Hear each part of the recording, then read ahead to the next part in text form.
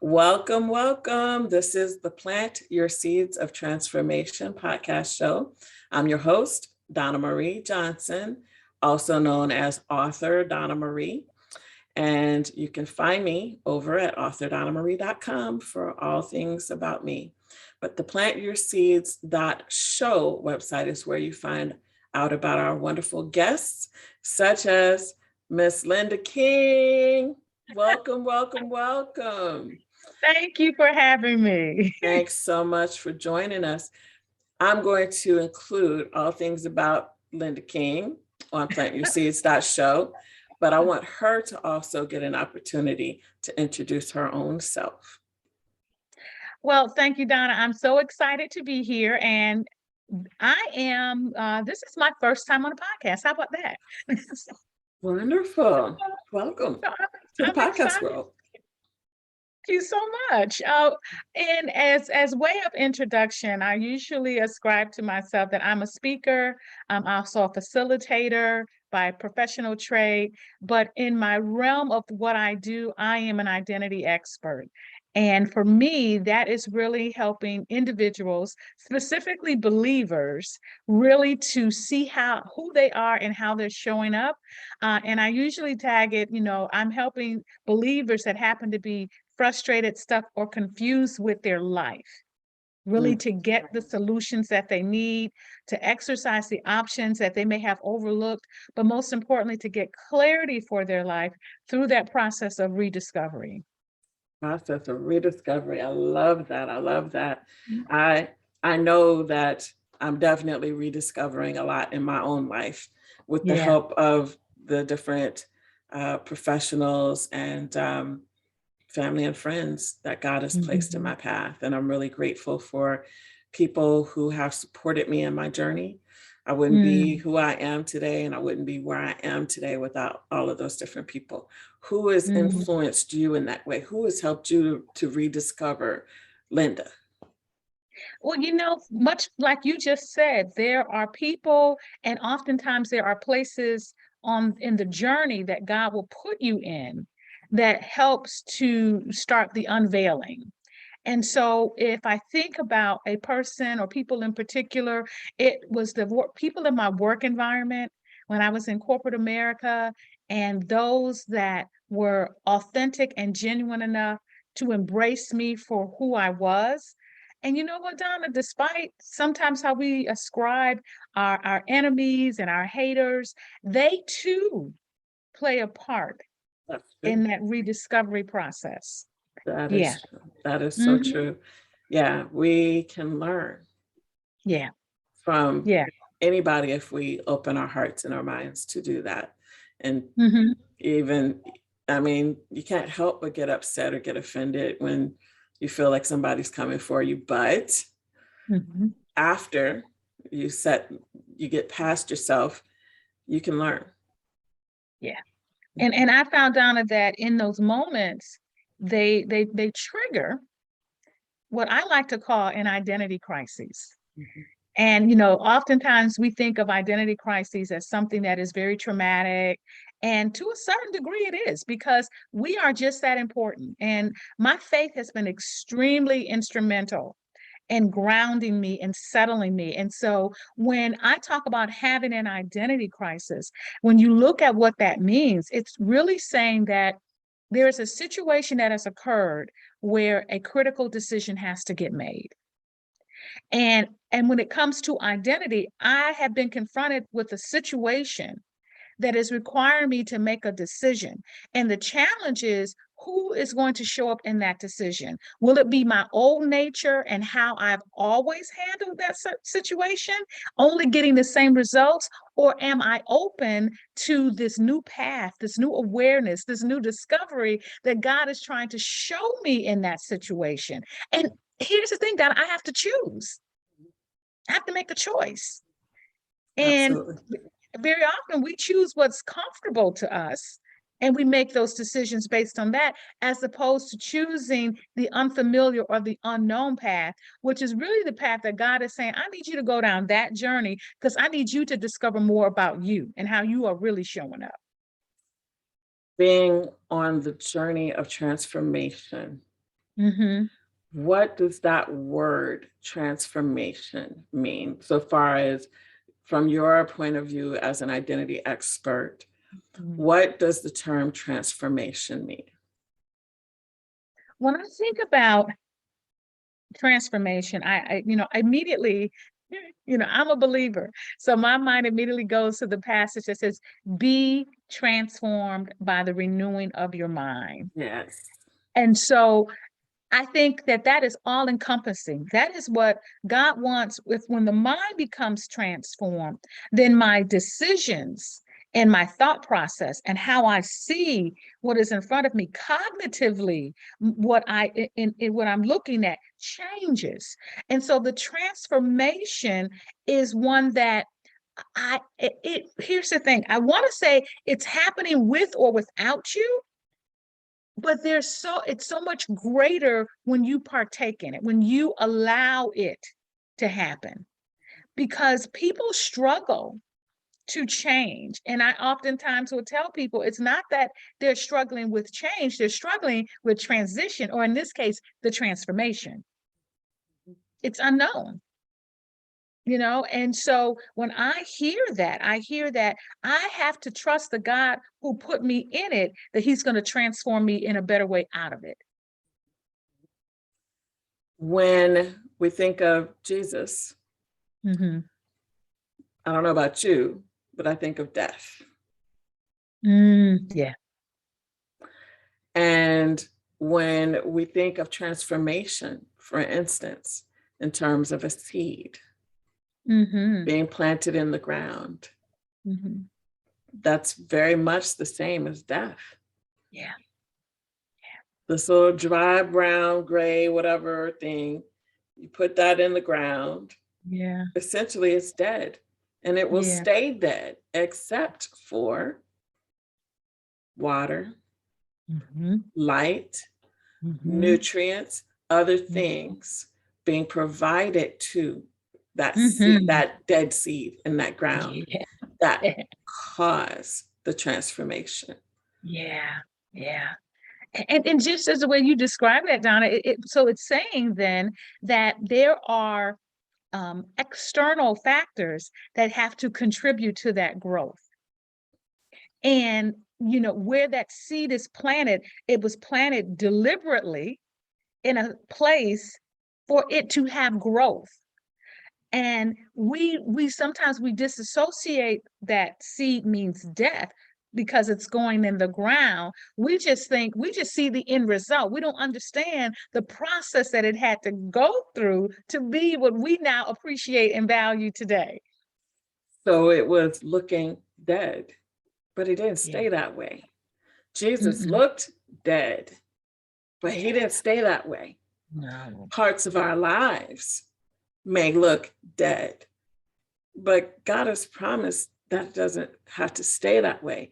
It's a matter of, do we believe him enough to do the work required to bring the growth, to bring the transformation from what looks dead to what can be something very glorious. Absolutely. Absolutely. And I think too often we have looked to the external and thinking that if I just get the right job, if I just get with the right spouse, if I just get to the right social economic status, then I will see the fruits of my labor. I will see that. And more often than not, it is that inward work, the things on the inside that you have to let die so that you can fully grow, especially as believers, in the full image of who he is. So in terms of, as you're working with clients who are coming into maybe an identity crisis, maybe they have advanced in years. I'm not going to say get old. We don't like that word.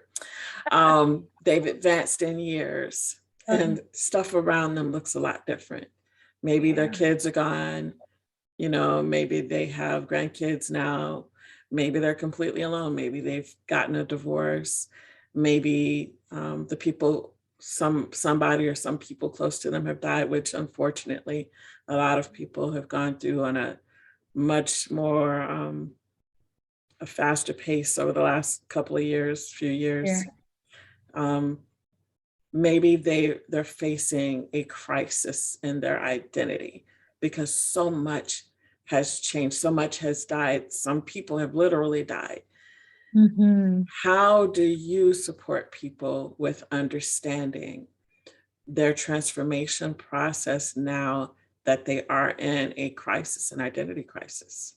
Yeah, yeah, and you're right. It is life as we knew it 3 years ago is very different, and the events that make up our world are so very present and so very much in front of us that it would be difficult to not to escape from some of the challenges, and yet it's a perfect timing to begin to do the work that's needed for the journey.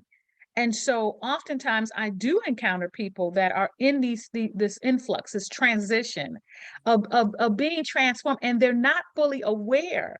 They just know that their life has been turned upside down. Mhm, And mhm. so I offer to them, 5 strategies that really help to begin that journey. And the first strategy is you have to really see who you are.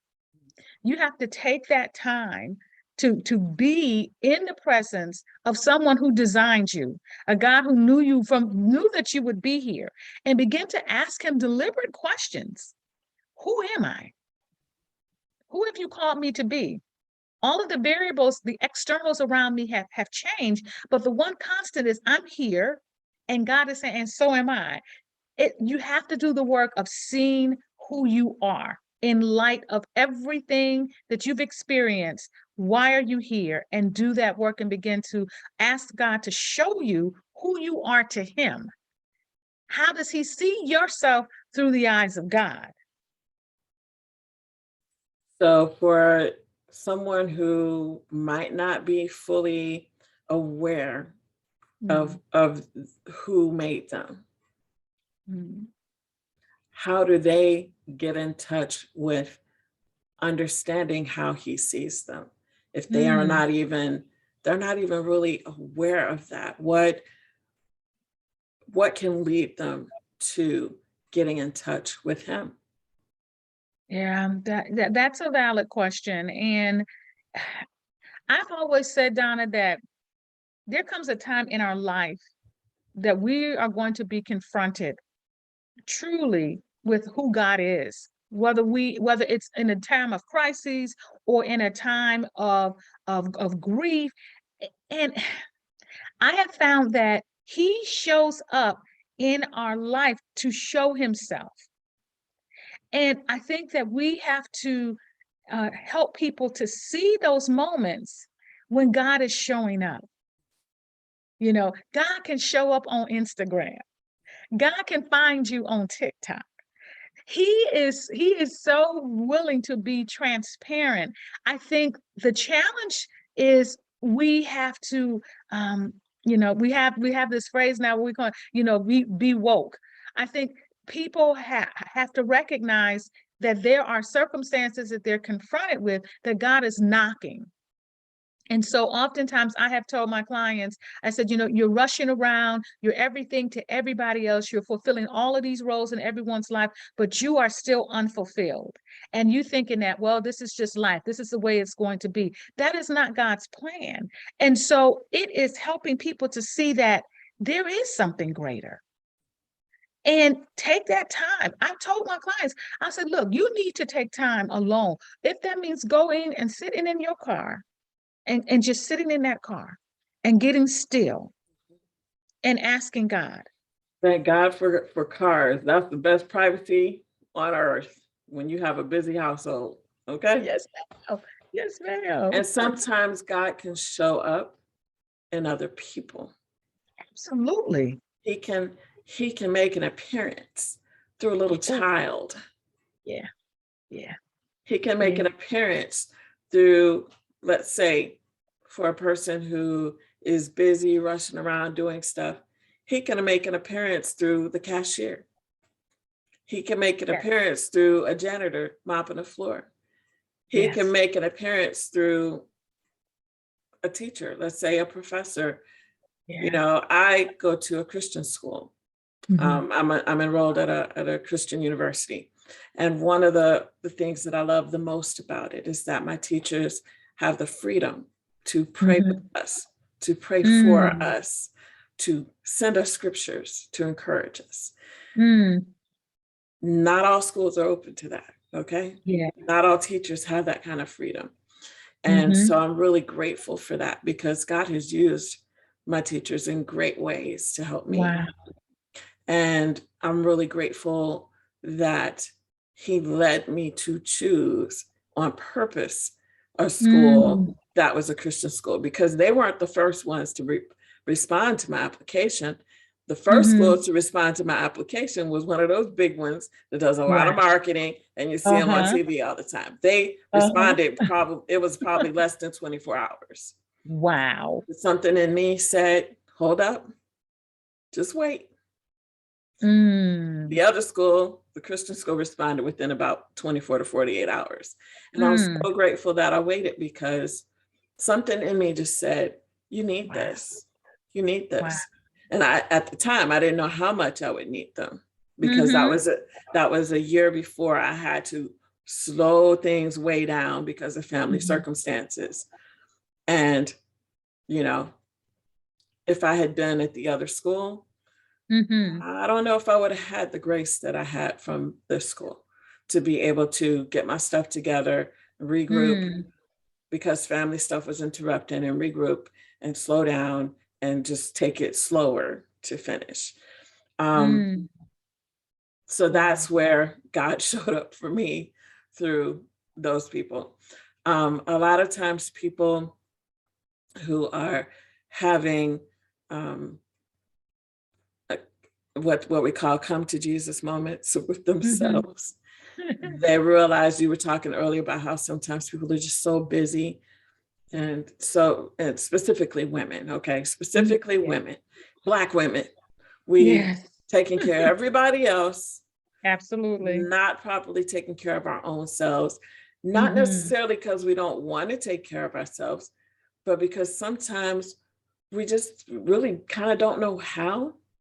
Mm. Yeah, How, we how, forgot how to make ourselves a priority. how do how does a woman who finds herself at the end of herself, she is not happy, she's not getting what she wants out of life,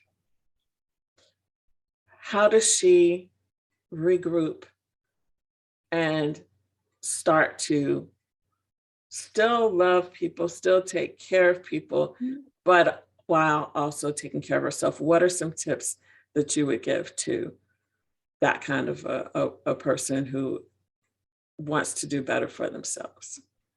It's so timely that you asked that question because I'm preparing to do a master class, which is on 5 strategies every frustrated, stuck, or confused woman needs for her life. And I do this master class once a month. And part of that master class is looking at the many roles that you play in the lives of other people and identifying how are you showing up in those roles. What are the consequences when you show up frustrated, stuck, or confused in all of these roles that impact the lives of other people?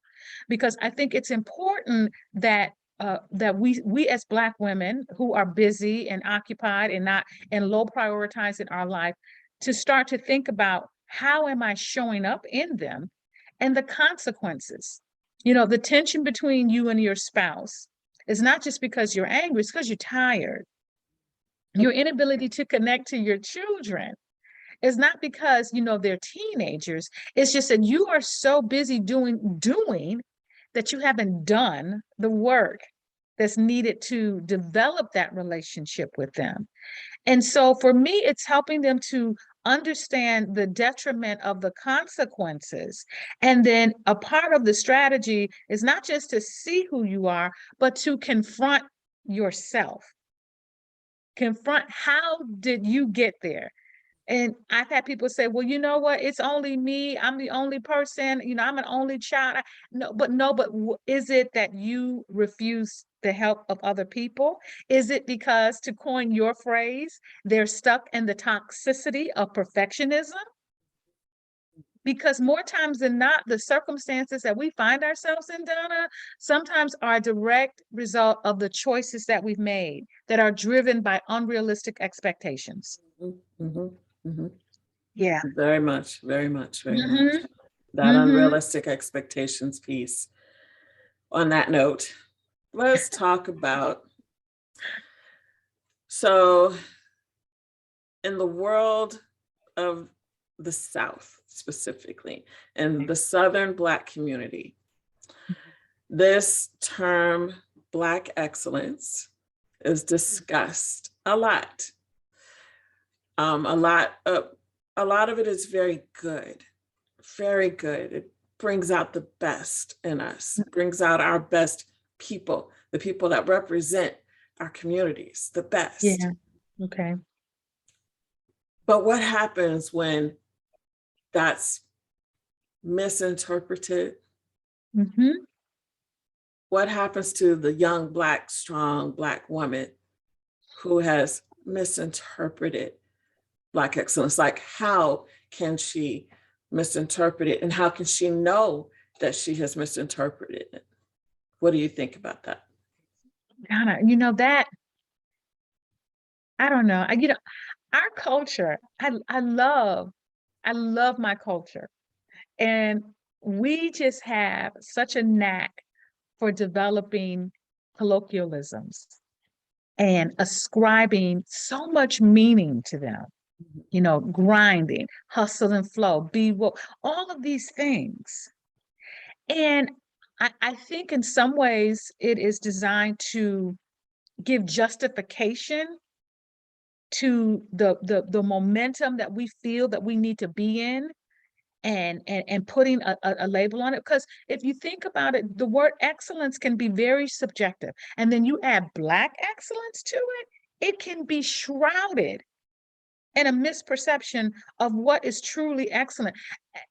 I think that if we are not prepared to go against the grain as people, as a culture, and oftentimes challenge the very wisdom of our culture, we will get stuck in this manufactured belief of what is success, what is Black excellence, what is a real Black woman. I mean, we're in it now, I think, trying to undo these misperceptions, these labels that we have affixed to ourselves. And now we, a people that have been in bondage, are putting our own selves in bondage.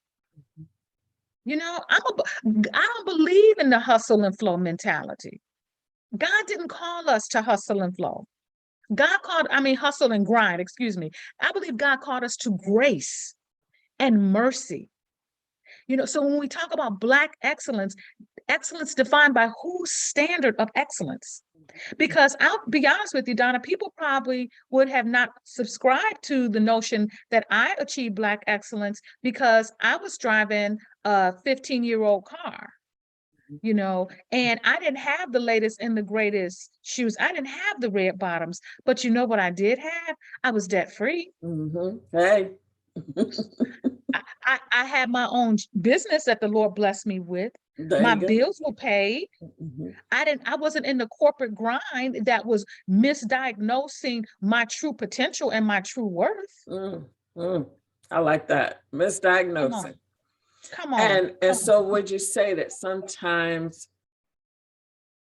it's not even necessarily that these Black women are misunderstanding or misinterpreting Black excellence, but sometimes it's being put upon them in ways that others others in the workforce have misinterpreted, others Absolutely. in maybe even their churches have misinterpreted? Yeah. Yeah. I do believe that, Donna. You know what?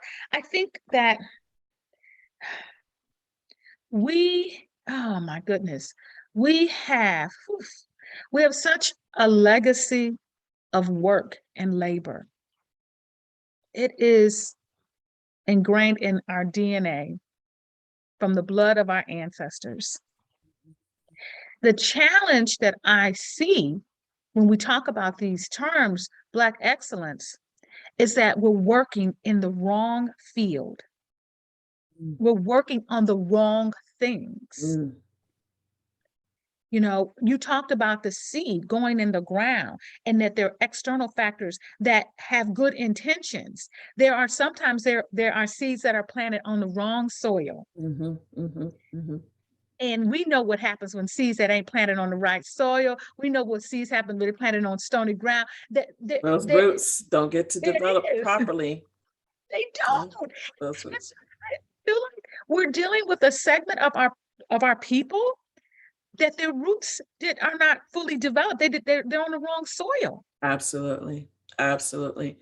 They're not getting the miseducation of the Negro is one of the most important things to understand, in my opinion. Okay, I'm from Chicago. I'm from Illinois. Illinois has some of the best schools in the country. Okay. I relocated to Georgia in my early 20s before I had children. I started to meet people who were same age, same grade level as me. But and it was a group of us. It wasn't just me that moved here. Other friends, we all migrated back down to the South from the North. So we became friends with people that were born and raised here and went to school here. All of us had certain basic knowledge. I know what you're about to say. That they didn't have. I know. We were the same age, same grade level. We would be talking, and me and my friends from up north, we say certain stuff, and the other people are like, The miseducation that was supposed to have been in the past is still going on. It's still happening right here, right now. And you see it when you meet these adults that are stuck in these jobs that don't pay them anything, slave wages, to be honest, because they never got the foundational things they needed to be able to move forward. And unless they fight for that and go after that, which by the time you start having children, it's probably 50 times harder to go back to school. By the time you start having children, the likelihood that you're going to continue with going through the school is even further reduced. Now, people do it, but it's hard. And so a lot of people don't do it. And so you end up with people working just to work. They're not doing what they really want. When they finally do get to that, they're in their 50s. Their kids have left. And this is specifically with women. Women who are older going back to school because now their kids are gone and they have the time to do it, but they're older. So then you got all of those things that you have to deal with in terms of if you have any health problems. So it makes it that much less likely that you're going to go back and get more education. And then you've got the people who, like me, are married and their spouse might have something going on with their health. And that so there's all these different factors. Starting these children out with the right, starting these women, these young girls out with the right education, with the right amount and right type of education and the right career counseling, it's critical. It is. It's critical so that when they get into their 50s, they may have some type of identity things to work on, but the transformation process will be a bit easier. Sure. Because they've gotten that foundation. But that's not to say that just because you're older that you can't keep learning, because of course that's not true. I'm doing it, and I know other people that are doing it. Yeah. And so, Donna, I think what you've described is this whole process that we're seeing in segments of people that have resided to say, well, this is just my lot in life. This is what I've done. I also believe that God is so intent on his children living out the full purpose that he's sending people like you via a podcast. Yeah. He's sending people in different venues, different avenues, people like myself that are woke and are in dire need of their own fulfillment, of seeing other people see the fulfillment of that.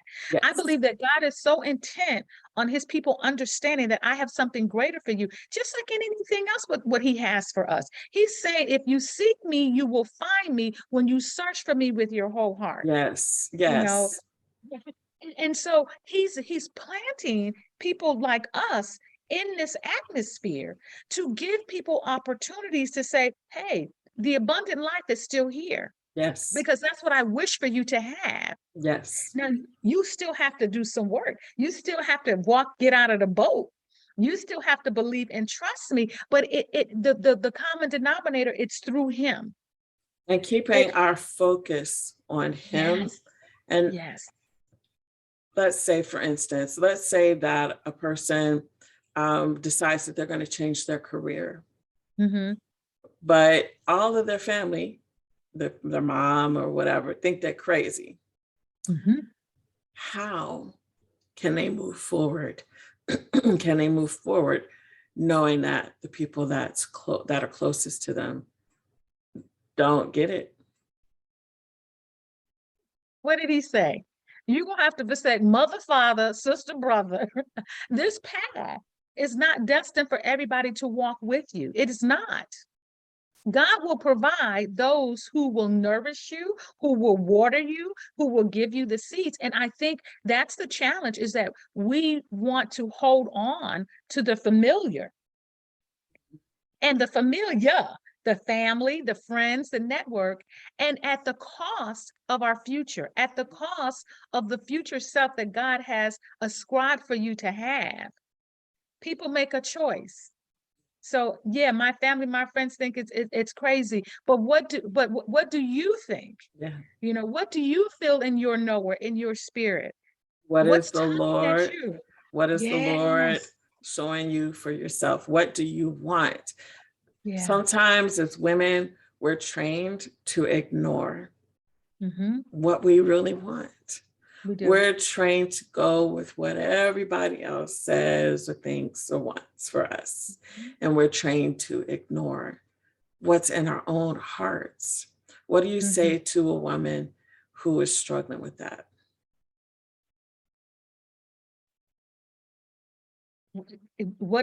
Hey, William Shakespeare said it best. To thine own self be true. Mm-hmm. It is about making a conscious choice. Choosing myself does not mean that I don't choose to care for my family or my friends.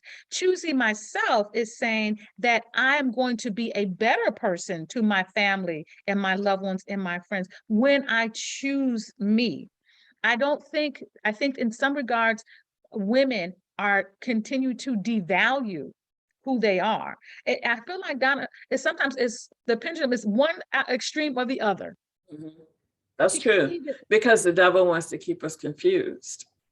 So we either go to doing everything to exalt ourselves, or doing everything to have this look of humility.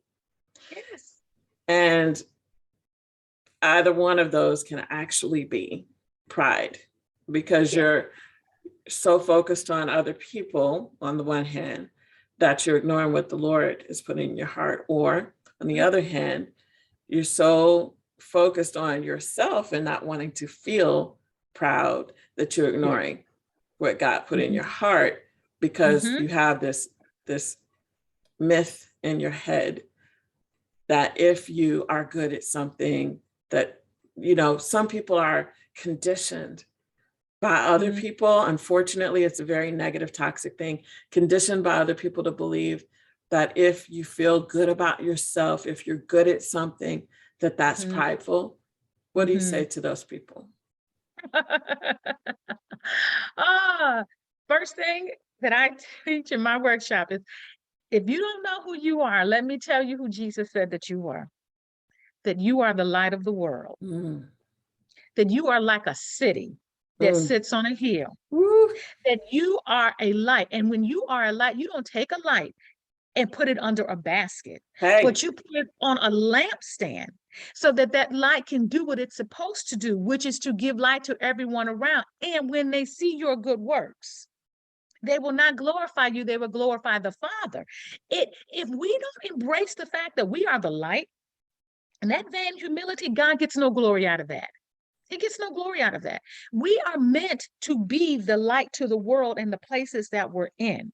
And so if we don't recognize our shine, and because I'm recognizing my shine, because God said, I'm doing whatever I do, I'm doing for his glory. He gets the glory out of what I do.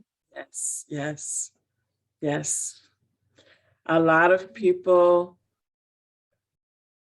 feel that they have to be smaller, be duller, to be accepted. And that is not what humility is. It is not. It is not. And it does not bring God glory. Mm-mm. It It doesn't. doesn't give him glory. It may give space for somebody else to try to Sure. take God's glory while you diminish what God has put in you. Donna, I'm gonna say it again. I remember when I didn't recognize the power of my light until the Lord allowed me to look back over my career in corporate America. And I always seemed to get caught in situations where people were marginalizing what I did. And I was a facilitator, so I had to get in front of people. And it wasn't often the participants, it was my colleagues. You know, what did David say? It wasn't my enemy, it was my friends, you know, that did it to me. And I didn't realize then that they were afraid of my light and how I would shine in the work that God anointed me to do. And they would say things to me after, or they would give me a critique or a review. And being very young in my faith, you know, it would crush me, and young in my, you know, abilities as a facilitator. And then I had to, and God started to say, I want you to grow up. Because I would become so anxious and nervous when I'm doing workshops, and I would over prepare.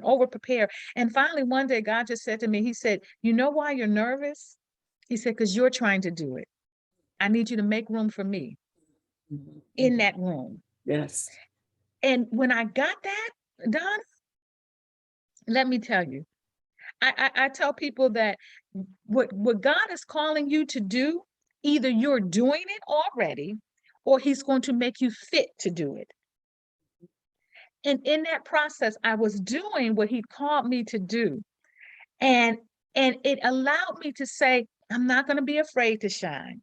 Y'all can't, but that's okay. But I'm doing a greater work than the work that you really think I'm doing up here. So you learned that your Black excellence was excellent enough. There it is. And your Black girl magic was magical enough. And you weren't going to let them tell you that it wasn't. And my Black excellence and my Black girl magic was only as great as what I allowed God to be great through me. See, because therein is the standard. If I am allowing God to make me excellent in his image, if I'm allowing God to work, they say Black magic, but you know, we say that anointing. If I allow him to work that through me, that's the only standard I got to worry about. And so there came a time when you had to learn who to allow to be around that anointing, that excellence, that magic. Yeah. And so how do you know when and who? When to be around people and who to be around? What impact does that have when you're not around the right people or in the right places? What I have discovered is, you're right, you have to be very careful of the people that you allow to speak into you. And you have to really weigh heavily on what their intent is. And so that can sometimes make your circle very small. And so I have learned that when I am looking for people, because I do believe that part of being able to confront who I am is being able to allow people to speak into me and to share with me what I may not know about myself. I may have a blind spot in a certain area. Who will I allow to speak into me? And I choose that person very carefully in the regard that I know that they're going to speak by God's strength and on God's behalf and for God's glory. Those three factors. Because whatever you tell me, because of where my alignment is, God is either going to confirm it or reaffirm what you just said. There's no mystery around that. So I become very selective about who I allow in my space, who I allow to speak to me, and I use who God has said I am to align what they've said with that word. Mm-hmm. I have to look for that alignment. So repeat that. You allow what they have said to be aligned with what he has said. So first you got to know what he has said about you. Come on now. Come on. Come on. What has he said about me? That's it. And so when people are having a crisis of identity, they don't know what God has said about them. They don't. Where can they go? Which is why I start. Yeah. What he said about them. Yeah. Which is why I start with, you're the light of the world. What does light do? It dispels darkness. Mm-hmm. You have a purpose. Wherever you are, God has placed you there for a purpose. Now, that purpose could be either for the people that are there or for you to get something from the people that are there with you. But there's a purpose. Yeah, it's reciprocal. Mm-hmm. So you got to know what he said. For women leaders specifically, who are Black women leaders specifically, sometimes some of them find themselves around people that intentionally tear them down. Yeah. Intentional. Mm-hmm. And sometimes it's not necessarily just coworkers. Sometimes it's family. Yeah. Yeah. What do you advise women to do when they are dealing with that type of toxicity in their relationships? Don't do it alone. Don't do it alone. Dispel another myth in our culture that there's something wrong with therapy. Get help. Call someone. And I'm sorry, don't think it's got to be the pastor or the first lady. Get someone that is skillful. Anything God did from the ark to Noah building that ark to the what was it that Moses that he had David build the Ark of the Covenant to Noah's ark. He got skillful people to do it. Get skillful people to help you. The therapy, the counseling that you need. Retail therapy is not therapy. It is not therapy. I say that.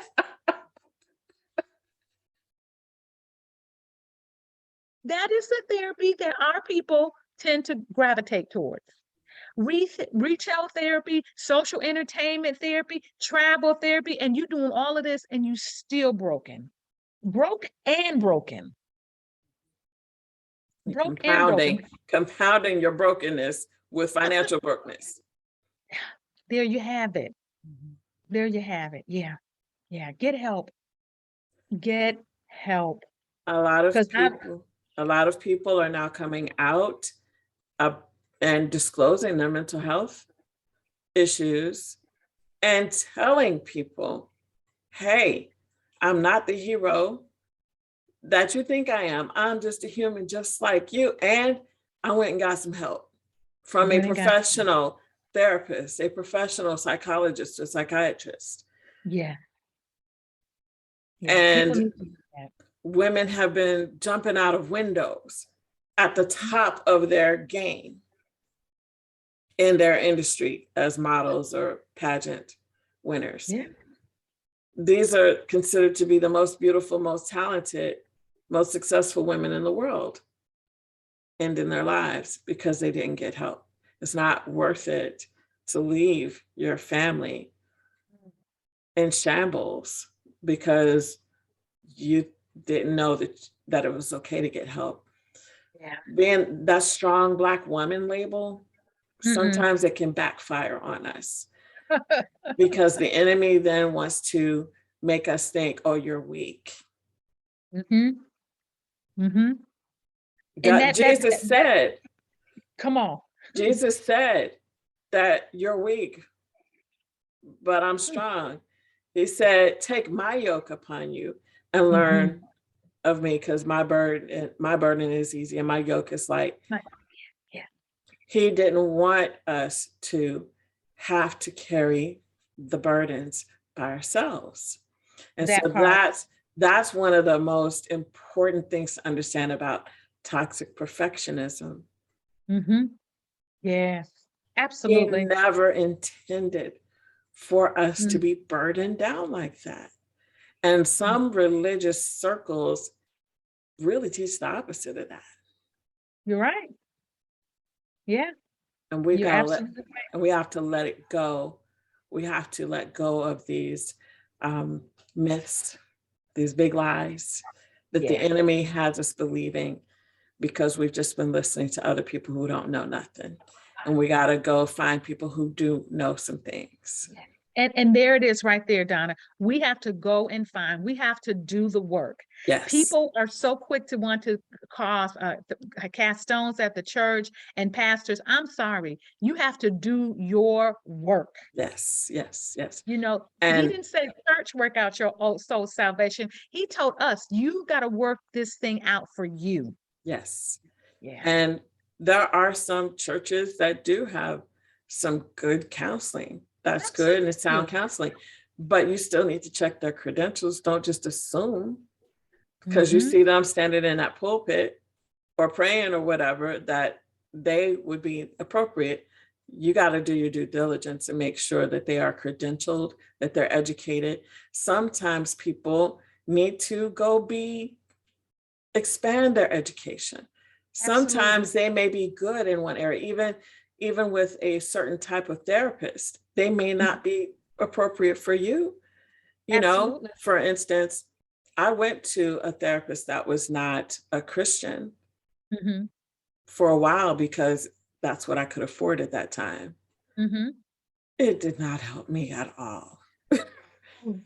And then I switched to a therapist, I switched insurance, and I was able to afford a Christian therapist who is excellent. Yes. Excellent. And he's still continuing to learn and to build his skills as a therapist. That's the kind of people that you have to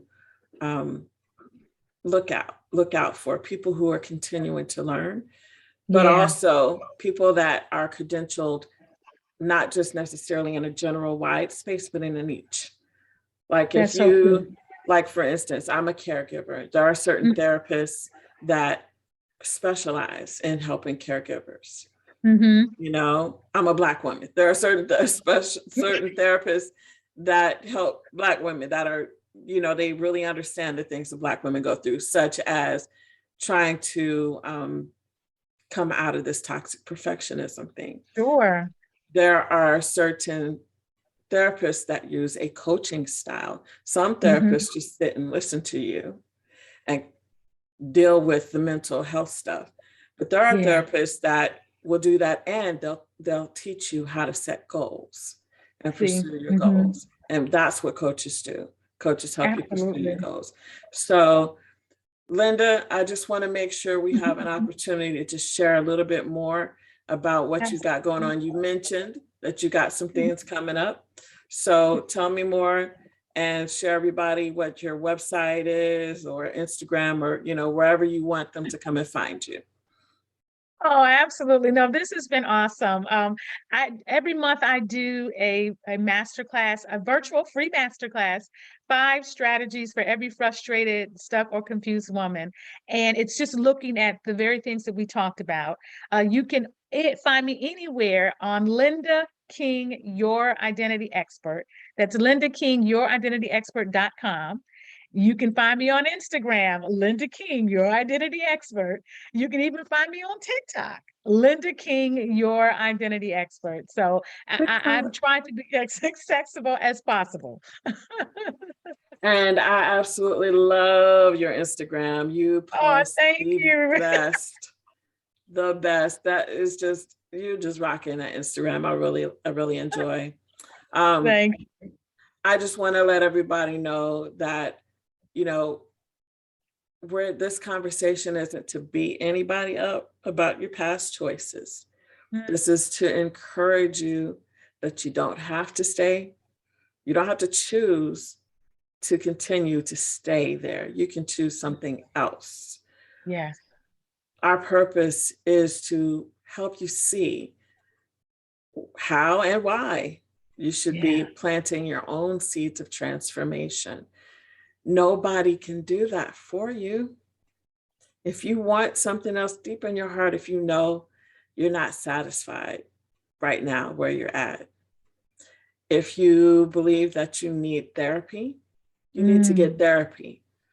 And if you think, hey, I've gotten therapy, I've gotten past this trauma or this crisis, but what do I do next?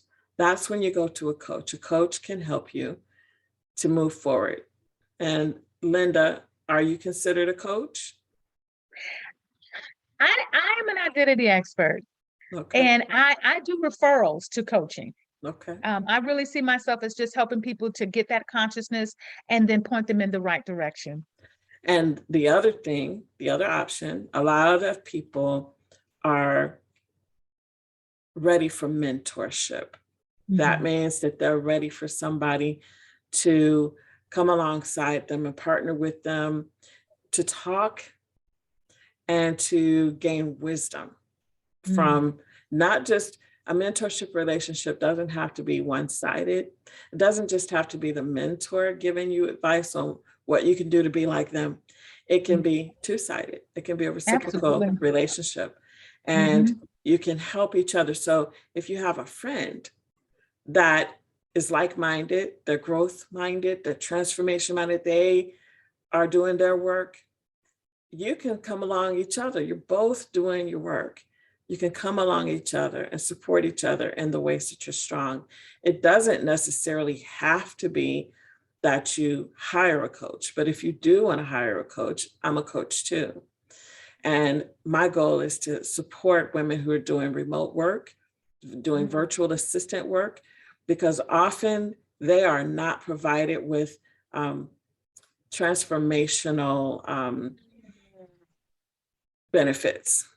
They might have access to, let's say, even if they're doing contract work, they might have access to some type of healthcare benefits, but they don't necessarily have professional development resources available to them because they're contractors, they're not employees. If you're in the corporate world, then yeah, you definitely should tap into whatever's available from your HR department to continue developing yourself, not just in terms of your education, but in terms of your leadership skills, in terms of your personal leadership skills coincide with personal development skills, because you can't lead other people properly if you're not leading yourself well. Is that right, Linda? Absolutely. Absolutely. 100%. So if you have access to those types of things through your job, please take advantage of that. It's like leaving money on the table when you don't take advantage of those things being provided to you at work. But if you are working on your own, through your own business as a virtual assistant or doing remote work for a company that has you under a 1099 contract, you're going to need to get your own personal and professional development. That's where I and other people like me can come in as coaches. So, Linda King, You serve the King of Kings. You're a Yes, I queen. do. You're queen in his kingdom, helping other queens know who they are. Oh, I love it. And we appreciate you here on the Plant Your Seeds of Transformation show. And everything that we've shared will be summarized, including Linda's contact information over at plantyourseeds.show. Thank you so much again, Linda. Thank Appreciate you. you. And thank you, audience, for listening in and watching, if you're watching the video version. All right, y'all have a blessed night now.